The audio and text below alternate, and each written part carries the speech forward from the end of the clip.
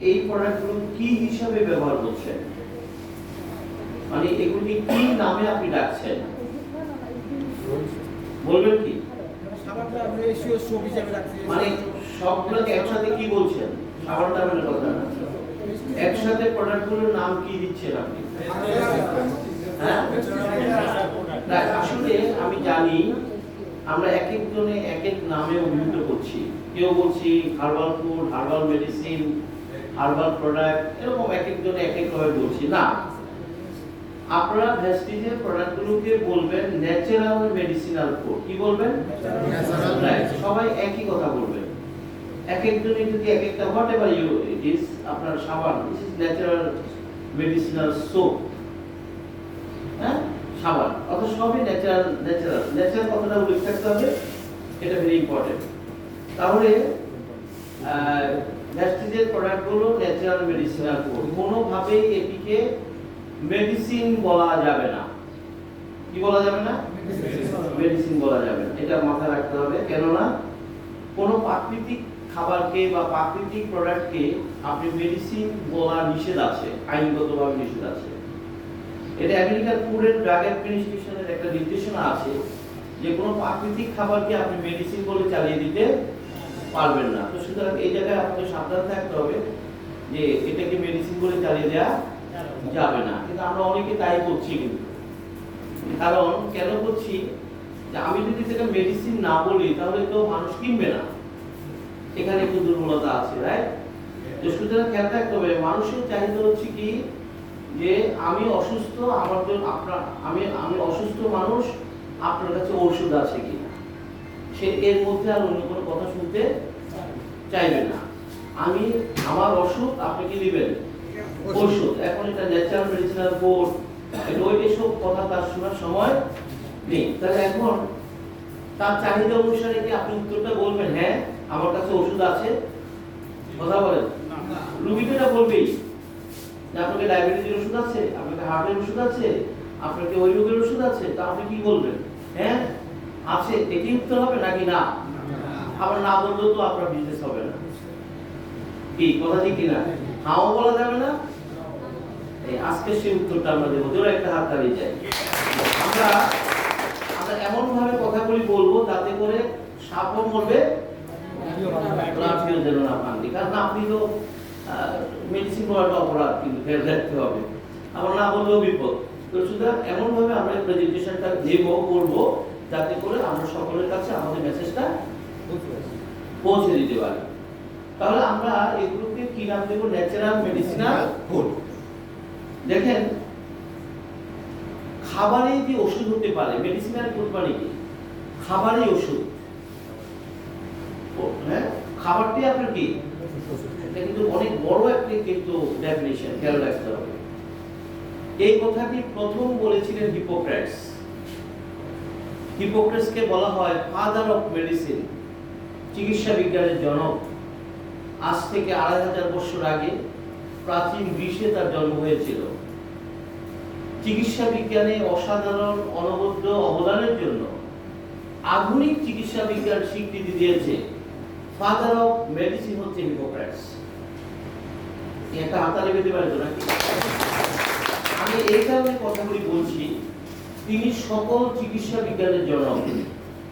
Allopath বলেন, homeopath বলেন, আয়ুর্বেদ বলেন, ইউনানি বলেন, যত চিকিৎসা পদ্ধতি আছে সকল কিছুর ফাদারকে বলা হয় হিপোক্রেটসকে।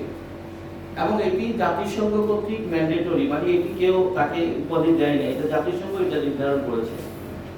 তাহলে আসেন যে কথাটা আমরা বলতে যাচ্ছি, হিপোক্রেটস একটা কথা বলতেন, যে খাবার খেলে রোগ সারে সেই খাবারে আপনার দেহের জন্য মেডিসিন। হিপোক্রেটস যখন এই কথাটা বলেছিলেন তখন কি আধুনিক বিজ্ঞান ছিল? আধুনিক চিকিৎসা বিজ্ঞান ছিল? এদের বয়স মাত্র 200 বছর। 200 বছরও হয়নি। এই আধুনিক ডাক্তার, এই আধুনিক হাসপাতাল, এই আধুনিক ক্লিনিক, এই আধুনিক প্রযুক্তি সব মিলে তাদের বয়স 200 বছর। আধুনিক চিকিৎসা বিজ্ঞানের সূত্রপাত কত বছর আগে হয়েছিল? 2500 বছর আগে।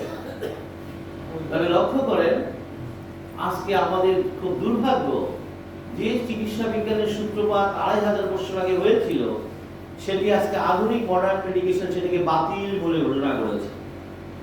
কি কথা ঠিক কিনা? আমাদের ডাক্তাররা কি বাতিল বলে না? এইসব গাছ গাছালি লতা পাতা দিন এখন আর নাই। কি কথা ঠিক আছে কিনা? অথচ সে কিন্তু ওই চিকিৎসা বিজ্ঞানের ধারাবাহিকতা মডার্ন মেডিকেশন জোরে একটা হাততালি দেয়।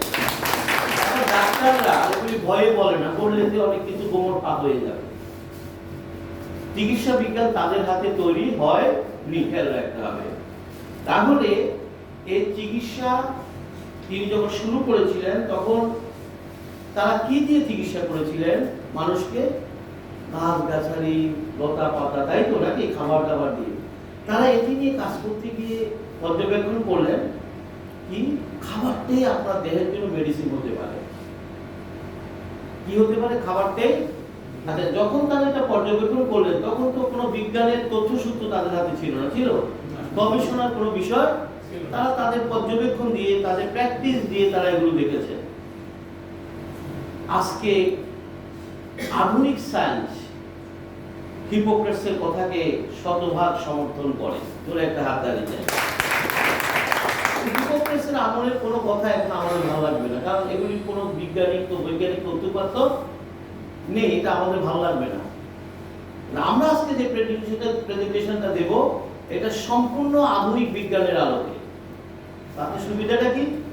আপনার সেমিনারে যদি সবাই এফআরসিএস ডক্টর হয়, আমি এমবিবিএস কাউন্ট করি না, সবাই যদি এফআরসিএস ডক্টর হয়, আপনার কথায় কোনো দ্বিমত পোষণ করতে জোরে একটা হাততালি। এটা হচ্ছে আপনার কি সফলতা, যে আমার কথায় আপনি দ্বিমত করতে পারবেন না। যে যখনই দ্বিমত করতে পারবেন তখনই তো আপনার প্রোডাক্টটা কি করে যাবে, উইন করে যাবে। কি কথা ঠিক আছে তো? আর আপনার সামনে সবচেয়ে বড় চ্যালেঞ্জ হচ্ছে মডার্ন ড্রাগ মেডিকেশন, খেয়াল রাখতে হবে।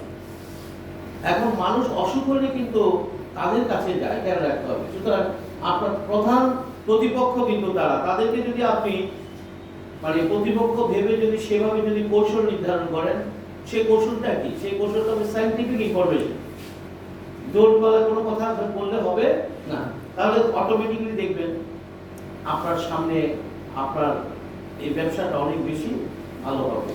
কেননা ঘরে ঘরে অসুস্থ মানুষ, কি একটি ঘর কি খুঁজে পাওয়া যাবে যেখানে সুস্থ মানুষ পাওয়া যায়? কথা বলেন, পাওয়া যাবে? তাহলে বুঝতে তো পারছেন বিষয়টা কি। আমরা সেইগুলো ধীরে ধীরে আজকে আলোচনা করব। আপনার অনেক বিশাল একটা আপনাদের মার্কেট সাইজ, যেটি যদি আপনি বিষয়টা ভালোভাবে বুঝতে পারেন।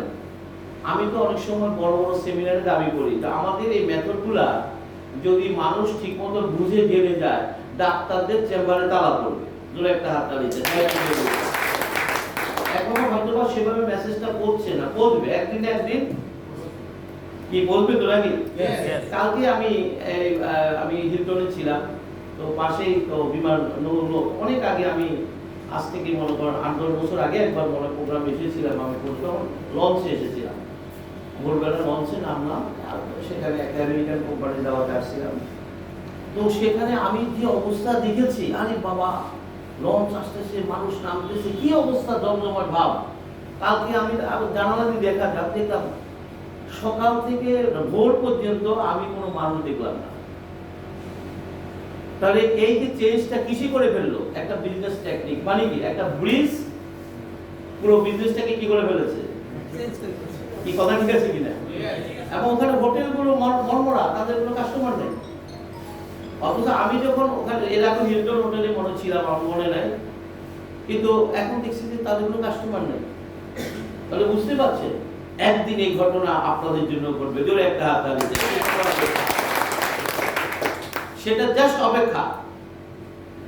এখন ওই গ্যাপটা তারা নিয়ে নিচ্ছে। এখন আমাদের সেই প্রস্তুতিটা আমাদের দরকার আছে।